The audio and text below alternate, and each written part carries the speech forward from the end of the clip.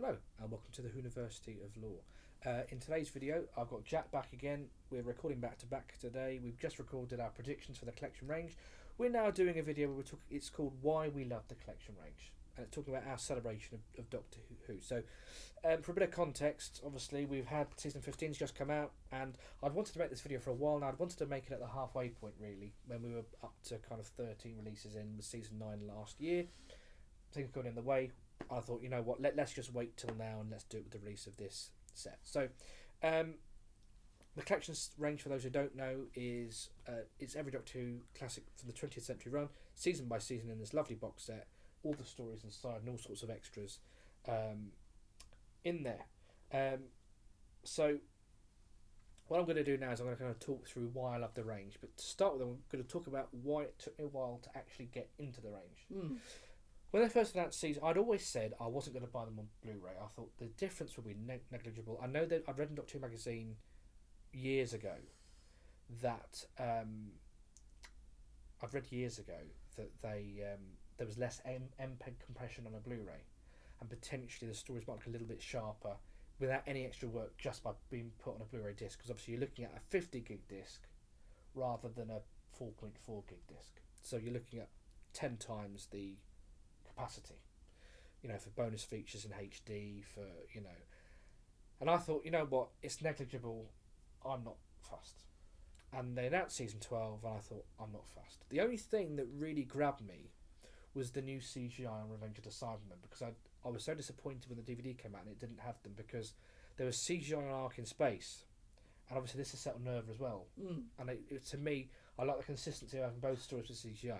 And I thought if only they would release it as standalone, and I would have replaced my DVD with the Blu-ray just for that story had they done them singular. The other thing as well is that back then I used to have my big finishes slotted in between the stories where they're set, and on a box set you can't do that.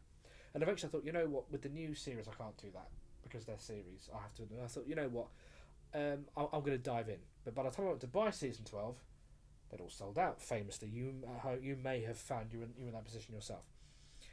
So I got hot quickly on season 19 and got that pre-ordered, and I fell in love with the box set, the packaging, the booklet, and I thought, I need these.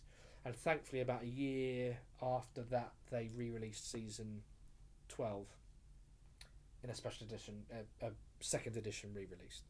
So I'm now up to date. I've got all the seasons that they've done in the special edition packaging. Of course, you can get them in standard edition, and to be honest, in some ways I prefer standard edition because it's thinner for your shelf, but for me I just love the booklet, and that's why I stick with the limited edition sets. So I'm going to talk through now why I love the collection range. It's a bit of a speech I've written, and then Jack's going to kind of come in at the end and have a little discussion around it. So Jack, I'm going to imagine I'm giving my speech to you. You don't need to imagine. You actually yeah, can. sorry, yeah, I actually can give my speech to you. So, to me, the fact that it's called Doctor Who The Collection, it isn't just, this is the collection of all of Doctor Who. To me, it's the mission statement of the range. And to me, it's a collection in every sense of the word. And it's the first time in Doctor Who's history that it has launched on a format with a mission statement in mind. Thinking about previous releases, it came out on VHS first of all, and really with VHS it was simply about providing access to the first time to these stories. People hadn't seen them since broadcast, if ever, if they weren't born or didn't remember it or had missed it because there was no iPlayer, etc. back then. You might have heard some fan cassette recordings of the soundtrack, but it was your first time to actually access these stories, and that's what the VHS range was about. As the VHS range grew and technology kind of improved through, into the 90s, there became, awareness about how you could restore and make this episode look better. Now, bearing in mind, I was thinking about this yesterday, the 80s seasons, some of them were less than 10 years old when they were released on VHS, so they were very, very new. It was current material. But even the Hartnell and Troughton stuff was...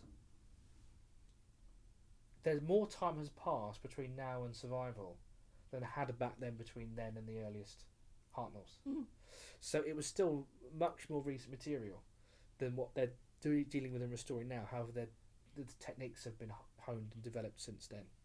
So as the VHS range continued, they did begin to experiment with restoration techniques, and that kind of grew. And then obviously when DVD came out, really the big selling point at the start was, DVD, it's a more convenient format. It's a more convenient way of watching television. You've got menus, scene selection. It's a much more convenient consumer product. So, and it's digital, so you get that better picture as well. So that was the initial idea about why they moved to DVD. As the DVD years rolled on, quite quickly they realised what they could achieve restoration-wise, which is why a lot of the early releases on DVD were re-released as special editions later on, because they went back to them and reapplied what they'd learned through. Because, as I said, I'm not a television. I don't restore classic television. I restore my own family photographs, and I do find with that the more stuff you do, the better you get, the more techniques you learn. And you thought, I wish I'd known that when I'd done that one. But of course, for me, it's just a family, so I can go back and readjust it. But if you've already released on DVD to lots of people, it's trickier to go back and readjust that without doing a really real special edition. So the DVD range grew, and of course the big thing with DVDs is suddenly they realised they could do bonus features, commentaries, documentaries, and they grew and became more exciting and more ambitious as the DVD range continued, to a point that by the end of the range, as I said, they were releasing special editions, and the special editions had a tagline. I'm trying to remember exactly what it was, but it was something along the lines of reappraised, repackaged, remastered. So they repackaged the stories with, because a lot of the early releases as well didn't have, it was very basic cover art, whereas by the end there was some great Photoshop work that was being done. So I think they went back and did some really great photo montages for that, so repackaged, reappraised, there was some great new bonus material, remastered, going back and taking all the techniques that they'd developed on the rest of the DVD range and applying it to these older releases. And to me, that is what the Blu-ray range has gone on to do. The DVD, by the end of the range, they'd really found what they could do with Doctor Who and Physical. Remastered, repackaged, reappraised. And to me, that's what the collection is.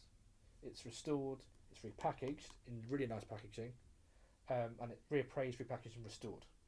And to me, it's building on those special editions that we kind of got towards the end of the DVD range and really taking it. And it's the first time a range has been born with that in mind. I can't see any of the earlier sets needing redoing the way some of the DVDs were, because they've gone in straight away with a mission statement. This is what we're doing, this is what we're doing.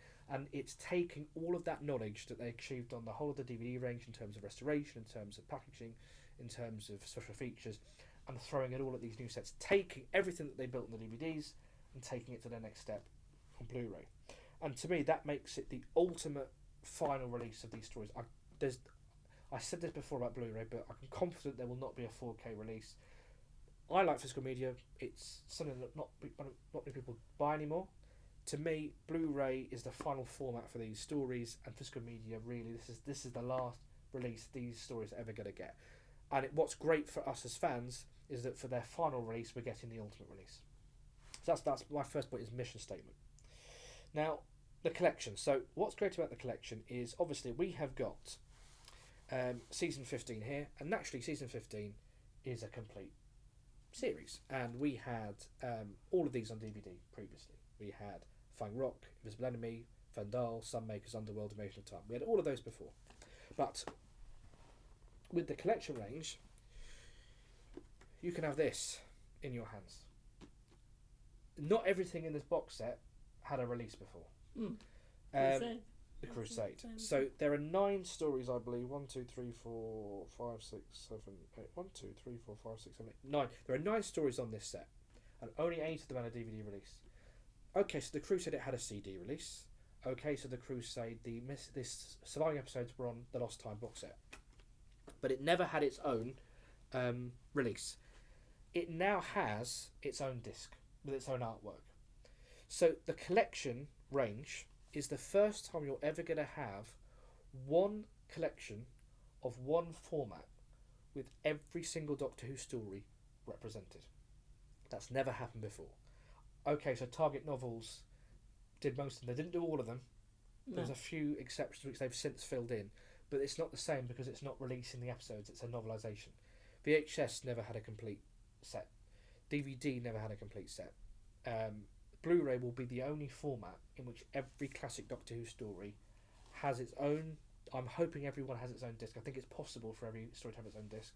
Even Marco Polo, I think, even if it's just a reconstruction with some documentaries, I think every story can get its own disc, or at least be represented in some way on every set. Because it's a season. Exactly. You want to represent the whole group. The whole season. So I believe that this is going to be the first time we ever get everything on every story appreciated on the same format. Because sometimes it feels a little bit like, because it's lost, it's been forgotten about. Yeah. And actually, this means that every story gets a spot in the limelight. And I'm going to talk about that again in just a moment. My next thing I love is that this is the best these episodes have ever looked. So we talked about MPEG compression earlier. Obviously, they've really kind of built on the restoration. All those amazing techniques that they built and worked on in the DVD range are now being applied in the Blu-ray range. If something was shot on film, it can be scanned in HD. Season 19's got some great stuff with some great location scenes. But it's not just that. These are the best they've ever looked for other reasons. On this set, there is Horror Fang Rock with new CGI effects and a 5.1 surround sound mix. On the DVD range, there were serials that got CGI treatment. There were serials that got 5.1 surround mixes. But obviously they couldn't afford, naturally, to do it on every release. By going over every story again, you take the ones that have already been done, and then you can do more. So you're now doubling the number of stories that you can give a 5.1 surround sound mix to, and that you can give a CGI to a point where, if you get your season 19 or season 20 sets, virtually every story on those sets has got new CGI. Season 19, it's every story on there has got new CGI, with the exception of The Visitation and Black Orchid. The Black Orchid doesn't need it. Yeah, what CGI? Yeah, so it's... And what's great is you can watch Earthshock now, and it's got this incredibly restored soundtrack and picture.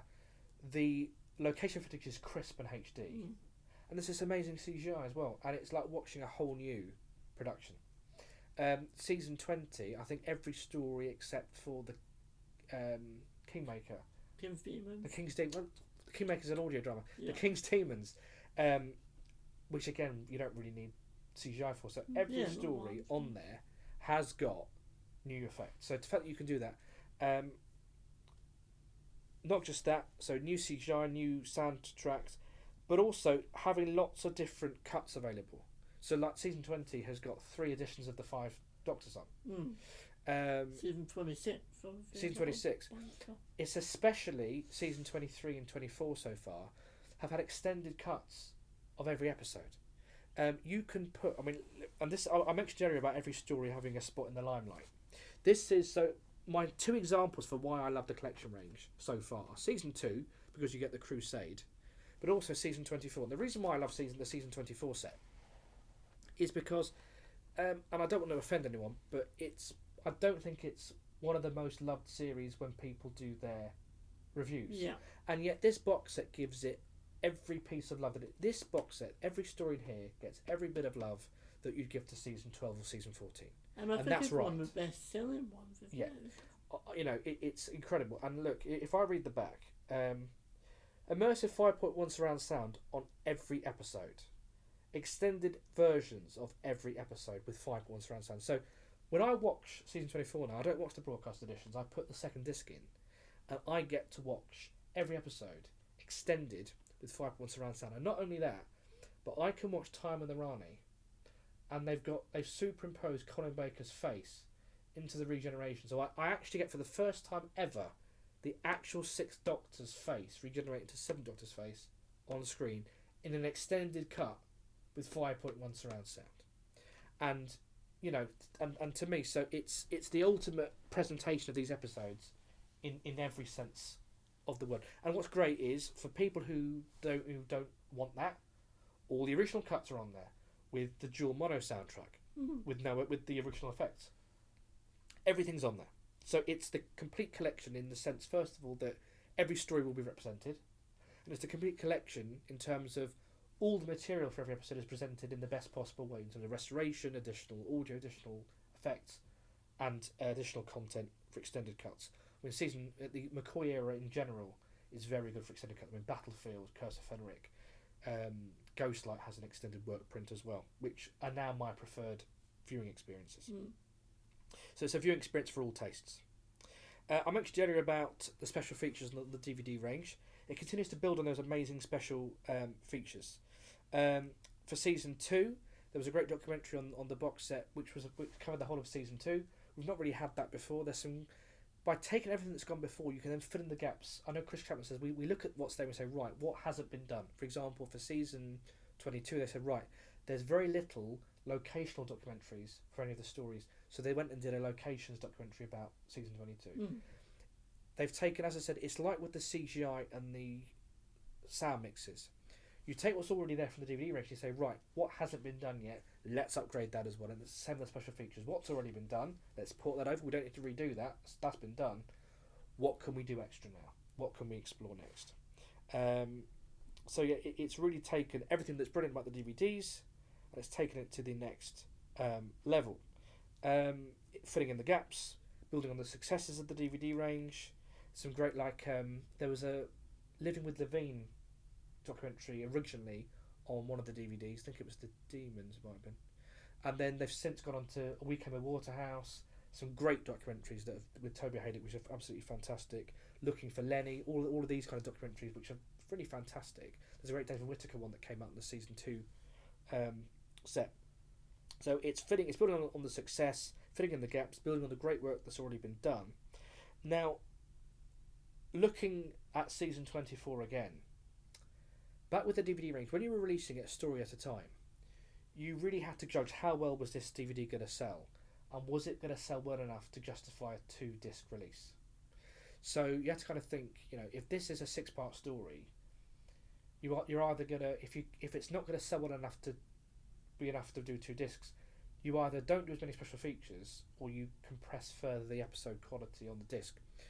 That no longer is a problem, because on the collection set you can give that story 2 discs. It doesn't matter how many discs you give the story, because you're selling it as a collection set. Season 24, none of those stories had a 2-disc DVD release. On Blu-ray, every one of them gets 2 discs. And that's brilliant, because there's stuff that they wouldn't have been able to put on DVD, which they can now do. All the extended cuts, hours and hours of studio footage, location footage, TV spots. The amount of stuff that's on there. Stories that wouldn't necessarily have got a 2-disc DVD get a 2-disc on Blu-ray. It's equal the playing field.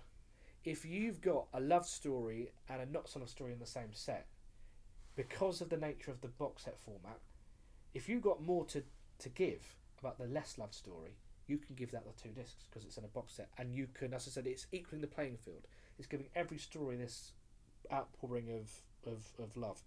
So what we've basically got now, as I said, is you've just got a season 24 set, where before it was just kind of a DVD with 1 disc in. You've now got 2 discs per 2 Blu-ray discs, 100 gig per story rather than 4 gig per story. You've got everything imaginable collected together. You've got the broadcast versions, extended versions, 5.1 surround sound, CGI, hours of studio and location footage, all the old documentaries, and loads of new stuff as well. And it's just incredible that for a series like season 24 to get that is why I love the collection range, because it's equal love to everything. So as we've established so far that we've taken everything brilliant about the DVD range and brought them to the ultimate level. To me, it is the ultimate level, this range.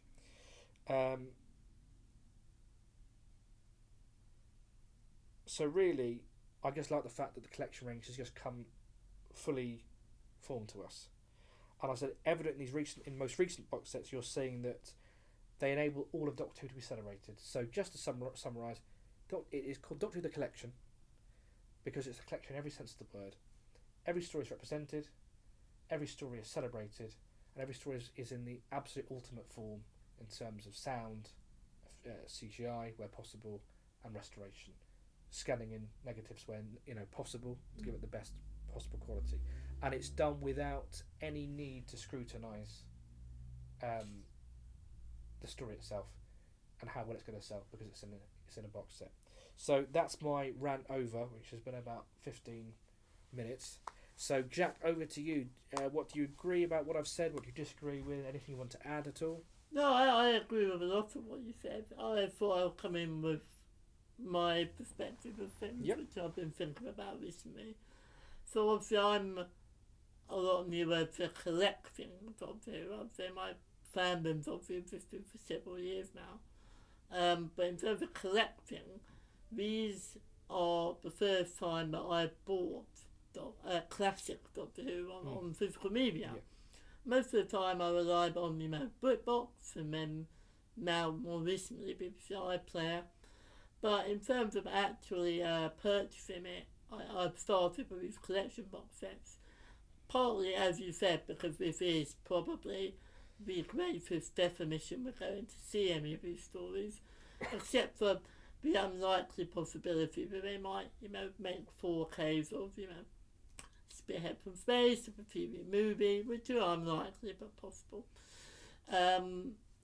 And I think partly because, as you say, it's the love and the dedication that is put into these sets. What I like about recently we got these sets, obviously this season 15 set, and even more recently than that, I watched the Graham Williams documentary, which was on the set. I watched it in preparation for this video, and I think that summed up a lot of my thoughts towards not just the Williams era, but to these collections as a whole. They're about big ideas. I think it's Rob Shearman says about the Graham Williams era. It's about everything big, big ideas, big heart, big emotion, just making Doctor Who as big as it can be. And I think that sums up a lot of what this era is, both in terms of literal, pixels and resolution, but in terms of making the show as big a tapestry as it can be. Doctor Who isn't just a random collection of serials and that have been revived on BBC One primetime. They are to those of us who love it.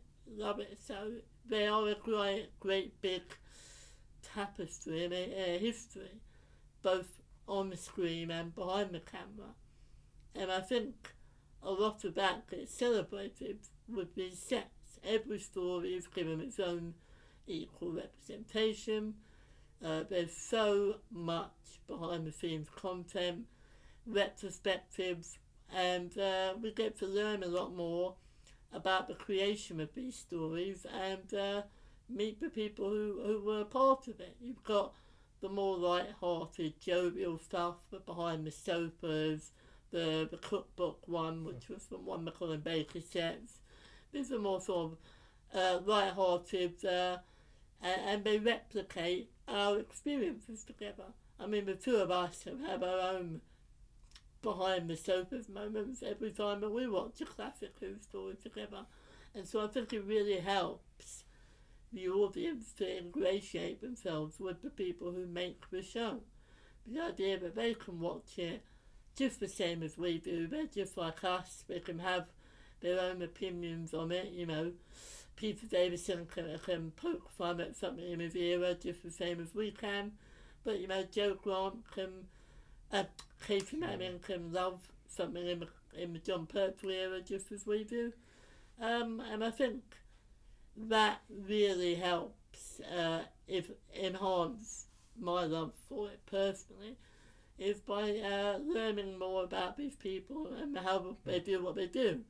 We get unique and perhaps unheard of contributions from people like Michael E. Bryant, Graham Harper, Stuart Fell, people who Andrew Cartmel, who would never imagine that we could have so much detail from. Because a lot of the DVDs were very much talking heads. A lot of the Blu-ray, it's almost like they're throwing the door open to you. There was that road trip in season 20.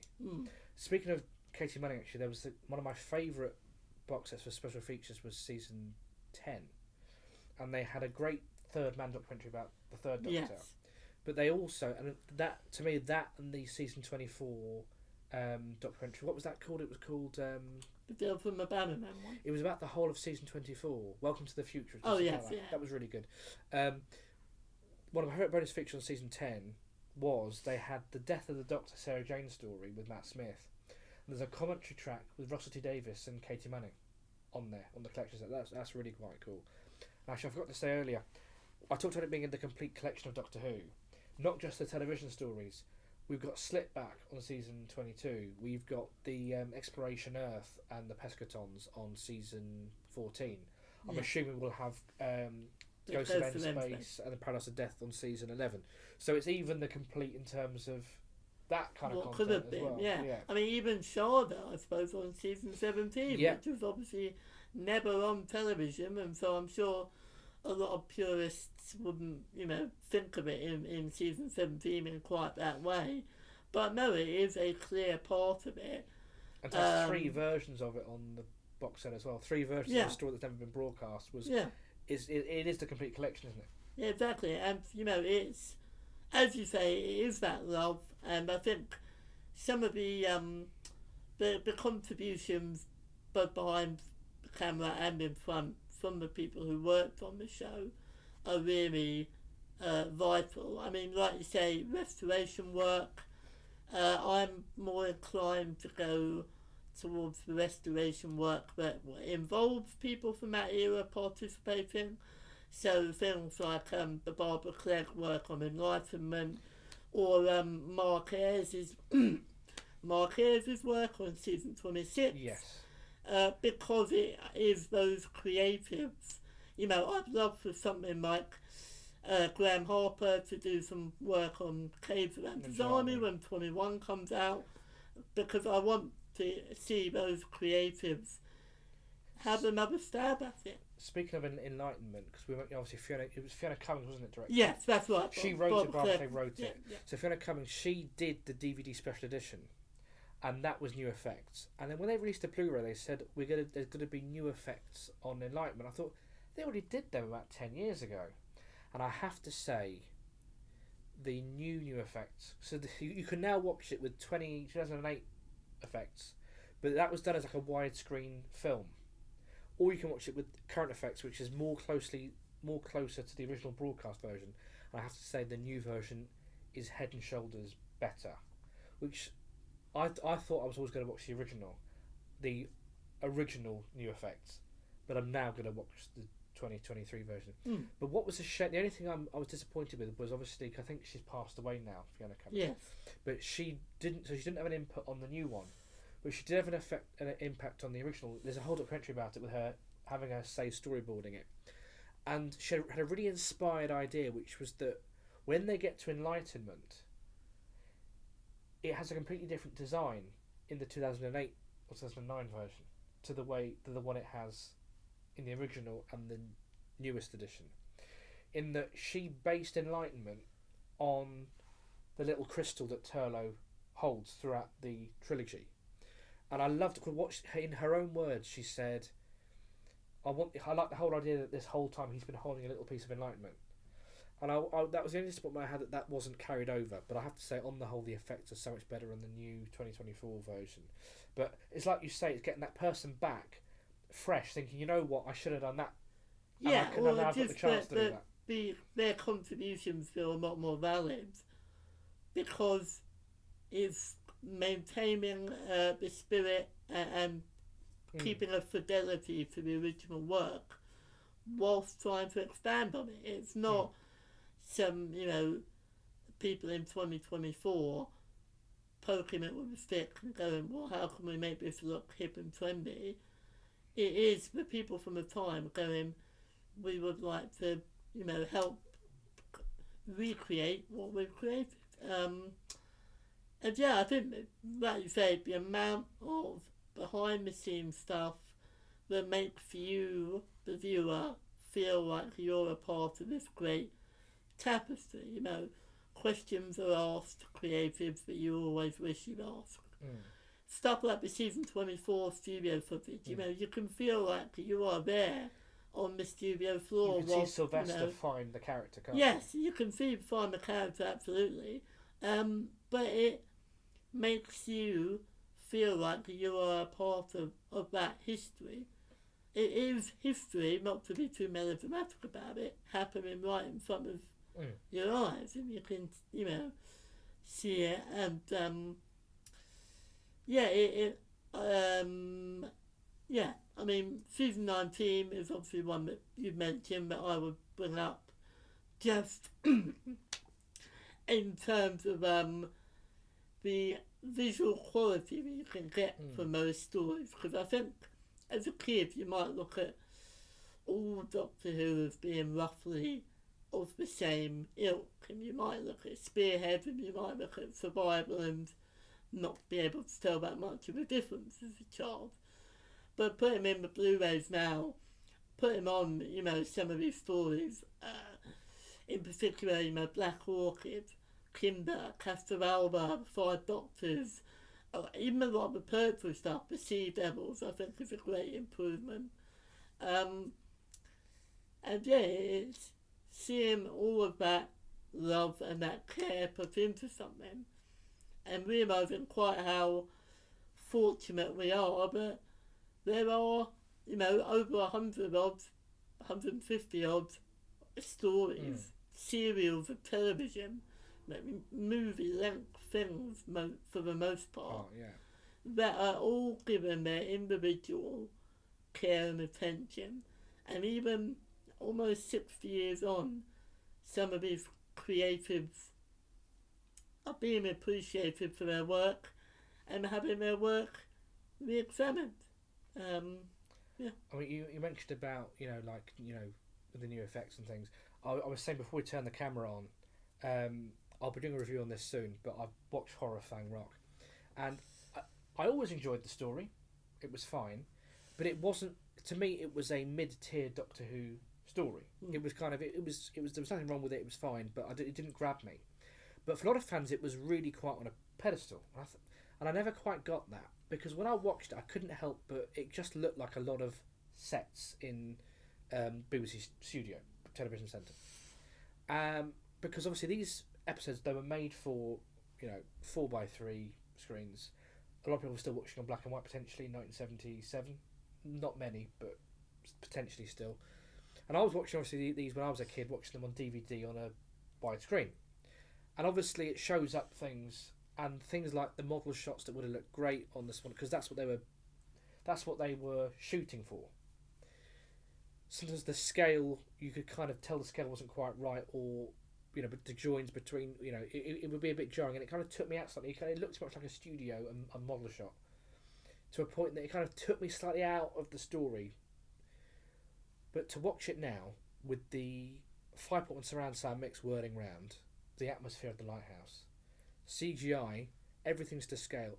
Suddenly, watching it for the first time, I'm in the lighthouse, and suddenly all of that's taken away, and I'm watching these characters and every backstory, and I've just realised what a rich, thrilling, suspenseful story it is. And now I see what it was all about, and that's because people watching it at the time would have got that experience. But now watching things on bigger screens, sometimes these stories need that upgrade. And I think, you know, I know some people don't like, you know, adding new things, but to me, the restrictions of the era in which something was made shouldn't be a barrier to accessing it.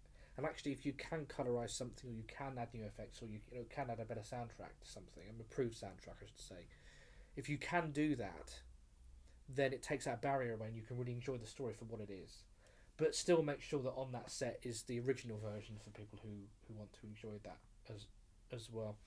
One last thing, I'm sure you'll agree, and I mentioned this earlier, is my big reason for buying the limited edition is the booklet. And for me, the whole idea that, cause they did have the sleeves in the DVDs, which were quite good, but to have by the end of the range a library on our shelves with one of these for every season that goes through just incredible artwork and literally goes through every single story, whether it's in the archives or missing, in the case of the Crusade, and goes through the development of the story, the production of the story, the reception, and what's the legacy of the story since, and does that over, you know, 4 pages per story. To have that level of detail and love in a booklet for every single story, just to have not just a library of episodes on disc, but to have a library of these, I think, is another really major selling point for the collection range as well. Because it's easy enough to, in the case of season 15, say, oh, we're going to throw everything we have at Horror Fan Rock because that's the one that people love the most in general, going into it. But to say, no, we are going to give that much context and appreciation and the history to something like Invasion of Time, which is obviously very notably a very sort of chaotic production, or Underworld, you know, something that might not have had that sort of appreciation just on its own as a release. I think it's very important to the sheer love and dedication that everyone involved with these puts into the recreation of these sets now. I think it's the right way to go, because we've spoken at length, not just about the collection box sets, but in general about these sort of fandom issues. But I think the right way to approach these subjects is with positivity. And I think these, if I had to sum up these sets in a word, I think that's what it would be. Positivity, just a giant, you know, beaming smile made by people who love it, for people who love it, about, you know, a show with, as Rob Schumann said, big emotions, big heart, big everything. So maybe we could end the video by saying that it shouldn't be called Doctor Who The Collection, but Doctor Who A Celebration, maybe. Yes, I mean, that's it's kind of what a it's doing, celebration of, you know, 60 years and beyond. And hopefully, you know, in years to come, we'll have dozens and dozens of these boxes that will collect the entire tapestry. I hope, on to the new series. So, what do you think? Do you agree? What are your thoughts? Why do you, if you get these collection sets, why do you love them? Do let us know in the comments below. As always, don't forget to like and subscribe. We look forward to speaking to you soon.